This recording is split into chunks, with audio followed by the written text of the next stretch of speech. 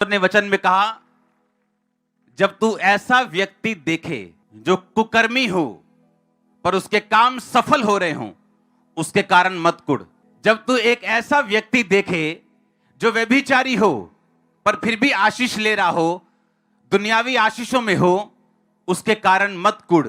और परमेश्वर को उसके विषय में तू कंप्लेंट मत कर कि तू धर्मी है लेकिन संघर्ष कर रहा है और एक कुटिल कुकर्म करने वाला व्यक्ति ब्लेस्ड है। जो वचन आज आपने सुना, जब हम नूह के बेटों को देखते हैं तो जिस बेटे ने नूह को नंगा देखा था उसको श्राप मिला था, उसके वंश को मिला था श्राप। और बाइबल ऐसा कहती है, अगर आप ध्यान से बाइबल को पढ़ें तब भी उस श्रापित वंश के सारे बच्चे दुनियावी तौर से आशीषित रहे बहुत साल।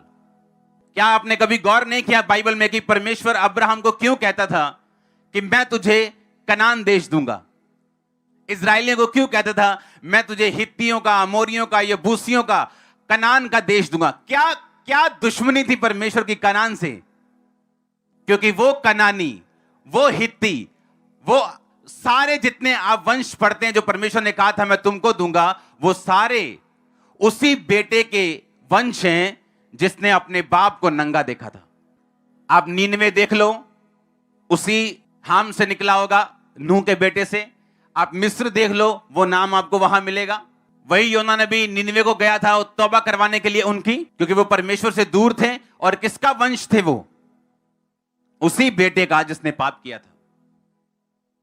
और अगर आप बाइबल की गहरी स्टडी करें, आपको मालूम होगा कि नीनवे जो शहर था उसको बार बार लूटा जाता था, बार बार वो प्रॉब्लम में फंसता था, बार बार उस पर अटैक होते थे। इसके बावजूद फिर भी उनका मन नहीं किया कि वो परमेश्वर की ओर मुड़े।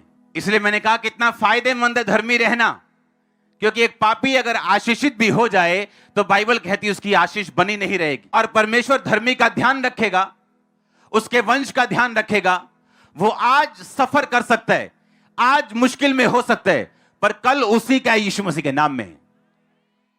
मैं घोषणा करता हूं कल आपका चर्च, वो आपके बच्चों का है, वो आपकी फैमिली का है।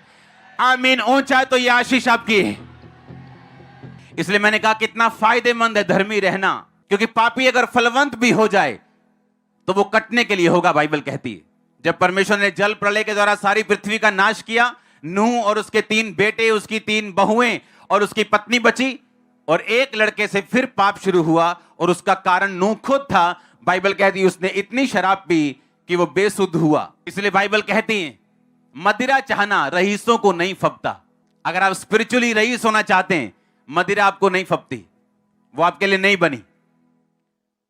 शैतान जितने मर्जी आपको वचन से आपको एग्जाम्पल्स दे, लेकिन वो रॉन्ग ही रहेगा हमेशा। हालेलुया। और वो व्यक्ति जिन्होंने अपने बाप के नंगेपन को ढका, बाइबल कहती परमेश्वर ने उन्हें फलवंत किया और आने वाले सभी देश ब्लेसिंग्स परमेश्वर ने उन लोगों के लिए रखी। वो आप देख लो, आपने धर्मी की साइड पे रहना है या अपने शरीर की इच्छाओं को पूरा करना है। अगर आप धर्म की साइड पे रहेंगे, यीशु मसीह की साइड पे रहेंगे, होली स्पिरिट की साइड पे रहेंगे, तो एंड में विक्ट्री आपकी होगी। शैतान आप पे कब्जा नहीं कर पाएगा। आमीन। छोटा चर्च, आप मेरी बात को समझ रहे कि नहीं? एक पापी जितना मर्जी फलवंत क्यों ना हो जाए, इसका मतलब यह नहीं है कि परमेश्वर उसके साथ है। एक व्यक्ति पाप करने के 1 महीने बाद दुनियावी रूप से अगर आशीषित हो जाए, इसका मतलब यह नहीं है कि परमेश्वर ने उसके पाप को लीगल कर दिया या एक्सेप्ट कर लिया।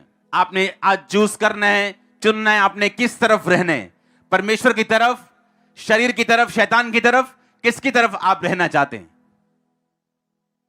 अगर आप परमानेंट रहना चाहते हैं, ब्लेस्ड रहना चाहते हैं, स्ट्रांग रहना चाहते हैं, आपको परमेश्वर की तरफ रहना पड़ेगा।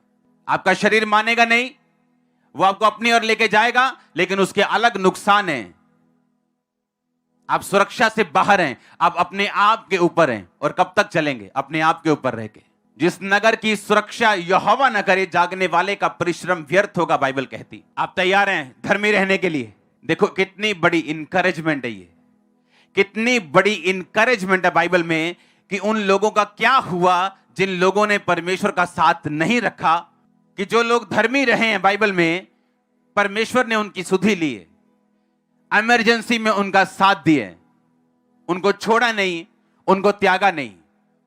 और कई बार हम इतने मंद बुद्धि या आप कह लो कि डंगर बुद्धि हो जाते हैं, पशु बुद्धि हो जाते हैं कि हमें अपनी लाइफ के आसपास हो रही घटनाओं से यह समझ नहीं आता कि परमेश्वर हमें क्या कहने की कोशिश कर रहे हैं। जब नीनवे पे अटैक होते थे और बार बार उनको लूटा जाता था, उन्होंने कभी यह कोशिश नहीं की है जानने की कि हम उस वंश से निकले हैं जिन पे परमेश्वर का श्राप है और हमको परमेश्वर की ओर मुड़ जाना चाहिए। लेकिन उन्हें लगता था कि ये नॉर्मल चीजें हैं, घर में सब तरह की मुश्किलें ये नॉर्मल है, सबके घर ऐसे ही, फाइनेंशियल ट्रबल सबके ऐसे ही है, बीमारियां घर में लमक रही हैं, टपक रही हैं, सबके घर ऐसे ही है। नहीं भाई, सबके घर ऐसा नहीं है। हालेलुया। वो इतने सेंसिटिव नहीं थे, ये देख सकते कि हम पे अटैक क्यों हो रहे हैं बार बार, हमें इन अटैक्स के नीचे क्यों हैं, हमें बार बार क्यों लूटा जा रहा है, क्योंकि हम यहोवा से दूर हैं और उस वंश के बेटे और बेटियां हैं जो वंश परमेश्वर से दूर था और जिस पे परमेश्वर का श्राप था।